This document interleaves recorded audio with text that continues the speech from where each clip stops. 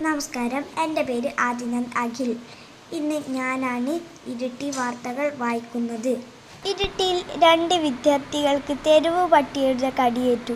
Iritty high school വിദ്യാർത്ഥികൾക്കാണ് school വിട്ട് വീട്ടിലേക്ക് പോകുന്നതിനിടെയെ പട്ടിയുടെ കടിയേറ്റത്. 8ാം ക്ലാസ് വിദ്യാർത്ഥിയായ വള്ളിയാർ കശ്യപ് നാരായണൻ, 10ാം ക്ലാസ് വിദ്യാർത്ഥി കീഴൂരിലെ അദ്വൈത് പ്രസാദ് എന്നിവർക്കാണ് കടിയേറ്റത്.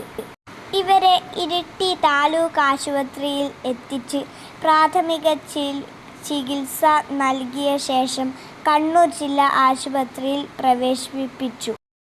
ചൊവ്വാഴ്ച വൈകുന്നേരം സ്കൂൾ വിട്ട് വീട്ടിലേക്ക് പോകുന്നതിന് ഹൈസ്കൂൾ ഗേറ്റ് കടന്നു റോഡിലേക്ക് പ്രവേശിച്ച ഉടനെയാണ് തെരുവുനായ കീഴൂരിലെ അദ്വൈത് പ്രസാദിനെ ആക്രമിച്ചത്. ഉടനെ ഇവിടെ നിന്നും ഓടിമറഞ്ഞ നായ കീഴൂർ വാൾനവേഴ്സ് UP സ്കൂളിനു മുന്നിലെ റോഡിൽ വച്ചാണ് കശ്യപ് നാരായണനെ ആക്രമിച്ചത്.